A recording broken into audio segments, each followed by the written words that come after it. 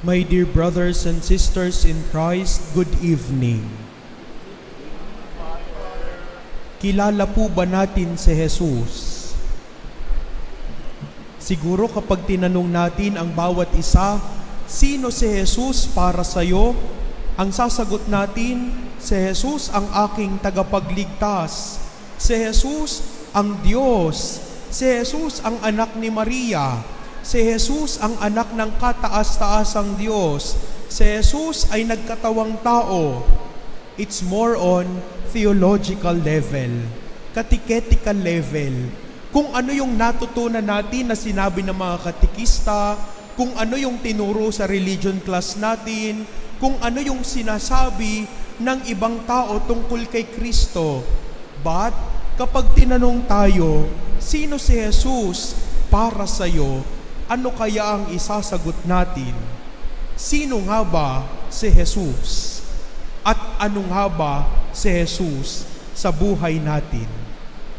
Mga minamahal na kapatid, makikita lamang natin at maunawaan lamang natin kung sino si Jesus kung meron tayong malalim na pagkilala sa Kanya. Napakahirap pong magmahal ng isang tao nang hindi natin siya lubos nakakilala. Napakahirap pong pumili ng mamahalin kung hindi natin kakilala ang kanyang ugali, wala tayong ugnayan at wala tayong malalim na pagkakilala sa isang tao. Kaya nga po, kapag tayo ay nakikipagligawan, ano po yung una nating tanong? Anong pangalan mo? Anong paborito mong pagkain? Anong paborito mong kulay? Ano ang paborito mong ulam? Ano ang paborito mong saying? Ano ang paborito mong pet? Ano ang paborito mong kung ano-ano pa? Kaya kapag kayo manliligaw, magdala na lang kayo ng slam book para alam nyo na yung isasagot nung inyong crush o yung inyong nililigawan. Dahil ang pagmamahal nag-uumpisa sa pagkilala. Ang pagmamahal nag-uumpisa sa isang magandang ugnayan. Napakahirap magmahal ng isang tao kapag hindi natin siya lubos nakakilala. Kaya nga po, napakaganda kilalanin natin sino nga ba si Jesus. Sino nga ba ang Diyos? Sino nga ba si Jesus para sa akin? Naalala ko po yung nung panahon na ako ay pinadala ni Father Ega Titoy sa Manila Doctors para sa aking exposure. At habang nandun po kami, may nakilala po ako na isang nanay. Siya po ay lagi at araw-araw na dumadalaw sa ICU. At yung ICU, ang daming mga nakapaskil na picture, ang daming mga good luck quotes at get well soon quotes. Kasi yung anak niya ang nakakonfine doon sa ICU.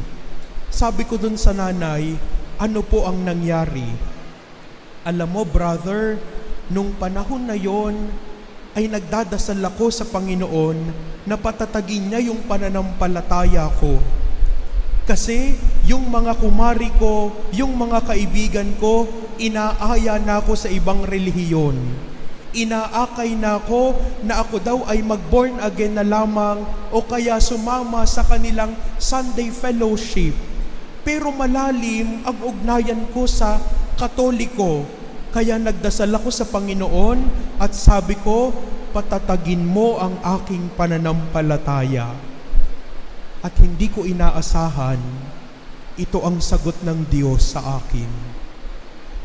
Nabalitaan ko na lamang at isang umaga, nagring ang aking telepono at tumawag ang pulis at sinabing, Ma'am, pumunta po kayo sa ospital, critical po ang inyong anak.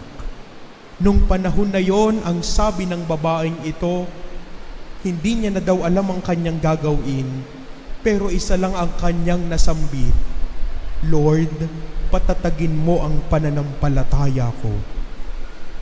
At minsan ganito rin po tayo. mas makikilala natin si Jesus, mas makikilala natin ang Diyos kapag tayo ay dumadaan sa pagsubok ng buhay. Kapag niyayanig ng Panginoon yung ating pananampalataya, kapag humaharap tayo sa matinding pagsubok na ating pinagdaraanan.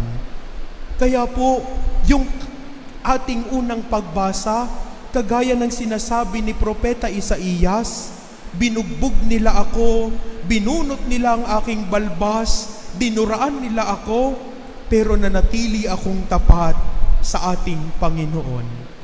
Mga minamahal na kapatid, bawat isa sa atin, dumadaan tayo sa pagyanig ng ating pananampalataya. Dumadaan tayo sa mga pagsubok ng buhay at dito natin mararamdaman na sa kabila ng mga pagsubok na ito, isa lamang ang kasama natin, walang iba, ang Diyos na yumayakap sa atin kapag tayo ay lumuluha. Mga minamahal na kapatid, handa ka bang patatagin ng Diyos ang pananampalataya natin? Kagaya ng ginto na dinadalisay na apoy, ang pananampalataya ng Kristiyano ay kailangan dumaan sa apoy ng pagsubok para makita natin kung gaano katatag ang ating pananampalataya. Ang Diyos nagpapakilala sa gitna ng ating mga problema.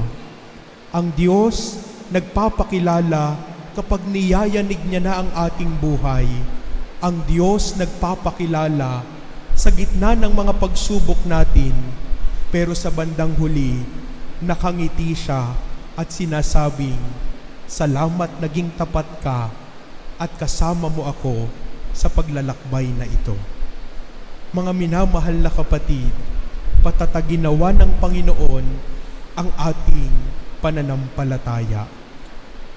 Sa ating ikalawang pagbasa, narinig natin from the letter of St. James that James is reminding each one of us, faith without work is dead. Ang pananampalataya na walang pagkilos at walang paggawa ay patay. Kaya nga po, ito yung makikita natin ngayon. Sasabihin natin, nakakaawa naman siya, iniwan ng asawa. Nakakaawa naman siya, broken-hearted siya. Nakakaawa naman sila kasi nasunugan sila. Nakakaawa naman sila kasi nasalanta sila ng bagyo. Nakakaawa naman yung aking kapitbahay kasi walang makain. Nakakaawa naman yung kasama ko sa bahay kasi ayaw kong pansinin. At sa bandang dulo, hanggang awa na lang ba ang magagawa natin? Hindi na natin kailangan ng maraming awa. Ang kailangan natin ay yung gumagawa. Dahil kung mananatili tayo sa awa at puro na lang tayo awa, hindi natin ito kikilos at hindi natin ito madadala sa konkretong aksyon, pagkilos at paggawa. Kaya nga, the letter of James is reminding us, faith without work is dead.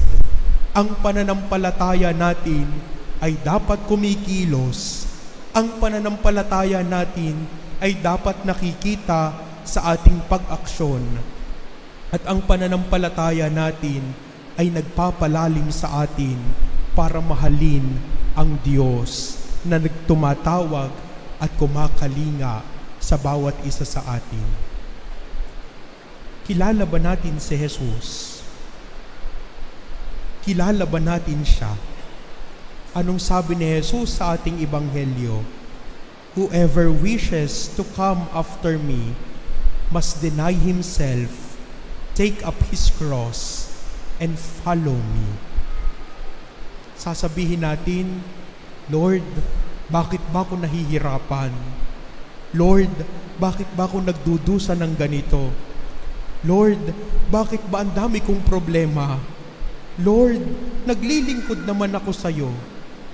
The Lord is reminding us, whoever wishes to come after me must deny himself, take up his cross and follow me. Ang pagpapasan ng krus ni Jesus, hindi madali. Dahil ang krus ni Jesus ay patungo sa Kalbaryo, patungo sa kamatayan. Baka kaya mabigat yung krus na daladalahan natin kasi kinakaladkad natin.